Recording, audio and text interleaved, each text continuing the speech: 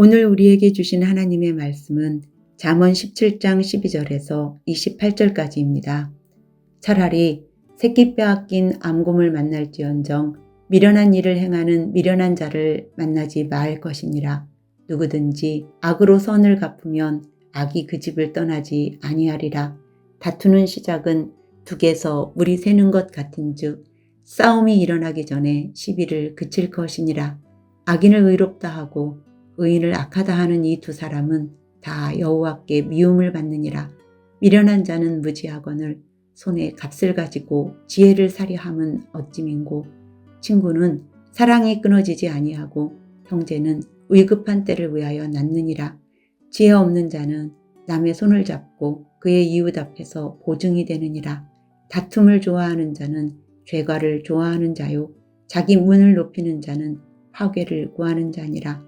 마음이 굽은 자는 복을 얻지 못하고 혀가 패역한 자는 재앙에 빠지느니라. 미련한 자를 낳는 자는 근심을 당하나니 미련한 자의 아비는 낙이 없느니라. 마음의 즐거움은 양약이라도 심령의 근심은 뼈를 마르게 하느니라. 악인은 사람의 품에서 뇌물을 받고 재판을 굽게 하느니라. 지혜는 명철한 자 앞에 있거늘 미련한 자는 눈을 땅 끝에 두느니라. 미련한 아들은 그 아비의 근심이 되고 그 어미의 고통이 되느니라. 의인을 벌하는 것과 귀인을 정직하다고 때리는 것은 선하지 못하니라. 말을 아끼는 자는 지식이 있고 성품이 냉철한 자는 명철하니라. 미련한 자라도 잠잠하면 지혜로운 자로 여겨지고 그의 입술을 닫으면 슬기로운 자로 여겨지느니라. 아멘.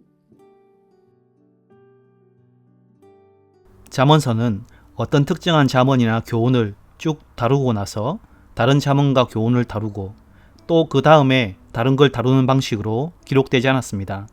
다양한 잠언과 교훈들이 처음부터 끝까지 시줄과 날줄처럼 교차되고 반복되는 방식으로 기록되었지요. 전반적인 흐름이 그렇습니다.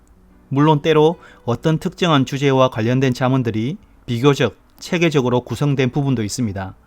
그런데 어제 오늘 읽으시면서 느끼셨겠지만 17장은 단일한 주제나 강조점을 찾기가 어렵습니다.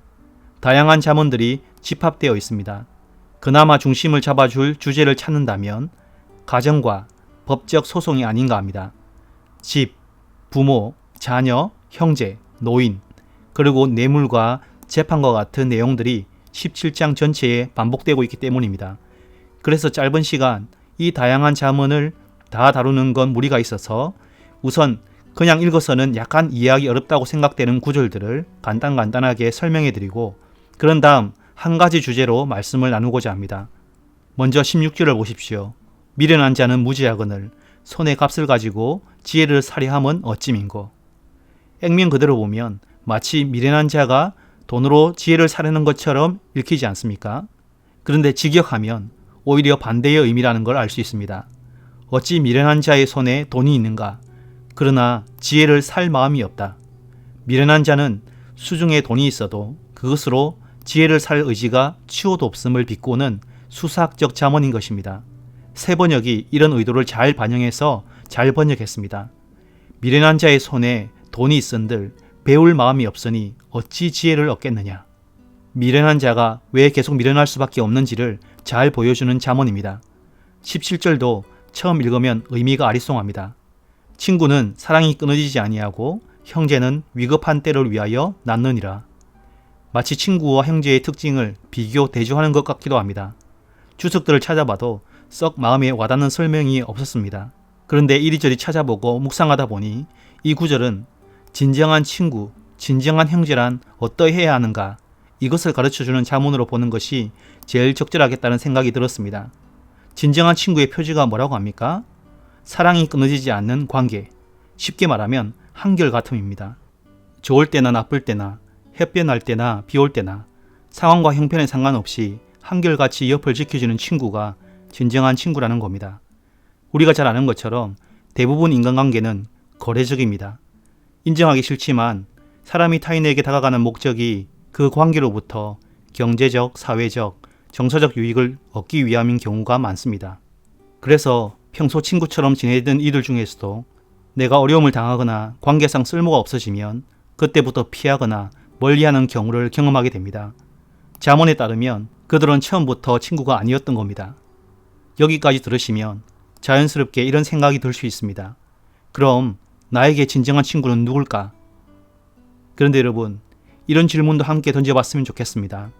나는 내 친구에게 진정한 친구가 되고 있는가? 예수님이 선한 사마리아인 비유에서 말씀하신 것처럼 나 중심에서 생각하지 말고 타인 중심으로 생각하면서 말입니다. 잠언 18장 24절 세 번역입니다. 친구를 많이 둔 사람은 해를 입기도 하지만 동기간보다 더 가까운 친구도 있다. 내 친구들에게, 더 나아가 서문의 교우들에게 동기간보다 더 가까운 친구, 거래적 관계가 아닌 한결같은 관계, 진정한 친구가 되어주시기를 바랍니다. 그럼 진정한 형제의 표지는 뭡니까? 위급한 때 도움이 되는 관계입니다. 세상에는 수많은 사람들이 있고 수많은 관계들이 있습니다. 그런데 하나님께서 우리 형, 누나, 언니, 동생을 다른 관계가 아닌 형제 자매로 맺어주신 중요한 이유, 그것은 바로 위급할 때, 인생에 어려움이 닥쳤을 때 막아주는 울타리가 되고 기댈 언덕이 되어주고 잠시 앉아 쉴 수 있는 자리가 되어주는 것입니다. 이 잠언의 지혜를 따라 내 혈육, 더 나아가 영적 형제 자매들에게 진정한 형제 자매가 되어주시기를 바랍니다. 18절 말씀 역시 약간 난해한 문구가 있는데요. 지혜 없는 자는 남의 손을 잡고 그의 이웃 앞에서 보증이 되느니라. 여기 남의 손을 잡고 이 말이 그렇습니다. 직역하면 손바닥을 마주치는 것인데요. 우리나라로 보면 새끼손가락 걸고 손으로 도장 찍는 행위와 비슷하다고 생각하시면 되겠습니다. 짐작하셨겠지만 18절 후반절에 비추어 보면 이런 행동은 보증을 설태하는 맹세의 행위임을 알 수 있습니다. 마지막으로 24절입니다. 지혜는 명철한 자 앞에 있거늘 미련한 자는 눈을 땅 끝에 두느니라. 전반부와 후반부를 대조시키고 있는 건 알겠는데 무슨 뜻인지 확 이해가 되지 않죠. 이런저런 주석을 찾아보니 의견이 분분했는데요. 의견이 분분하다는 건 의미를 파악하기 어렵다는 말이겠죠. 하지만 두 가지 정도 고개를 끄덕이게 하는 해석이 있었습니다. 한 가지 해석은 집중력의 여부입니다. 지혜자는 눈앞에 있는 지혜에 집중하지만 미련한 자는 산만해서 온갖 곳을 다 살피고 쳐다보지만 정작 지혜에는 관심이 없다, 무관심하다는 겁니다. 또 하나의 해석은 지혜자와 미련한 자의 삶의 태도를 시선이 머무는 곳으로 표현했다는 겁니다. 지혜자는 자기 앞에 주어진 일을 소중히 여기고 맡은 일을 충실히 여깁니다. 반면 미련한 자는 자기가 마땅히 해야 할 눈앞의 일은 하지 않으면서 초점도 목표도 없는 막연한 삶을 살아간다는 겁니다. 물론 미련한 자도 목표가 있을 수 있습니다. 아니 시선을 저 멀리 지평선, 땅끝을 향한 사람처럼 원대한 목표가 있습니다.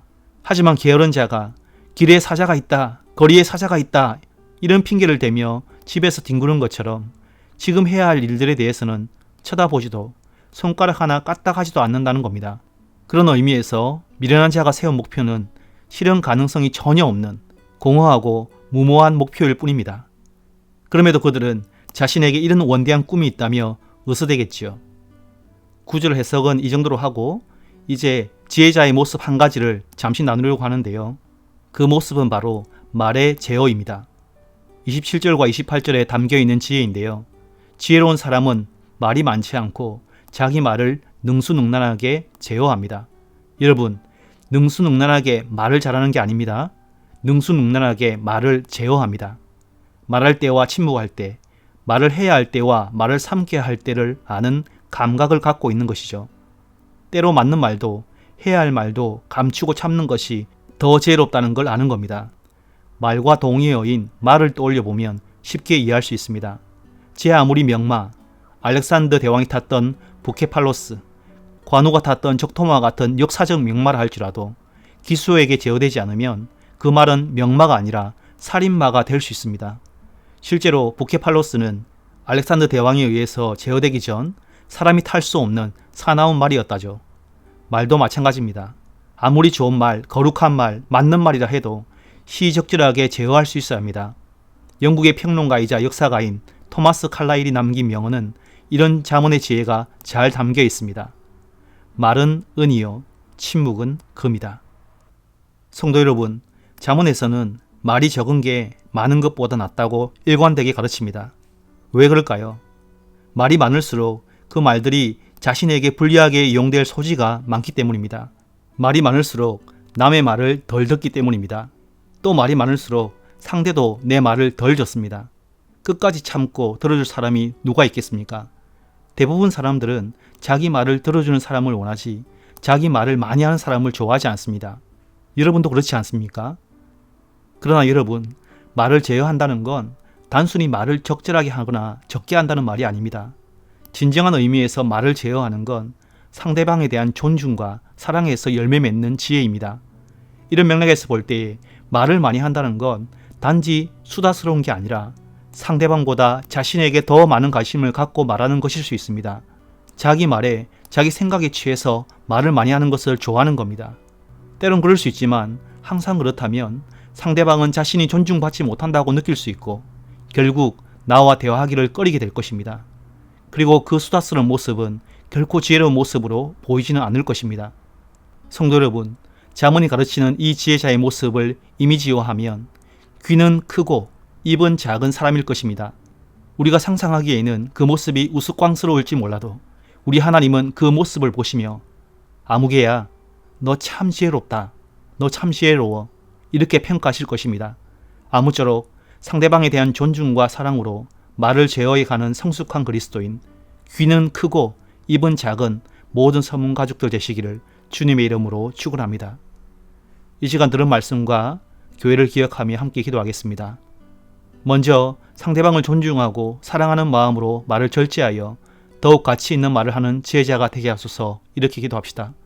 교회를 위해서 개강으로 시작된 하반기 사역이 은혜 가운데 잘 진행되어 서문교회가 더욱 거룩하고 사랑 넘치는 공동체가 되게 하소서. 이렇게 기도합시다. 이 두 가지 기도 제목으로 함께 기도하시고 개인의 기도 제목으로 기도하시겠습니다.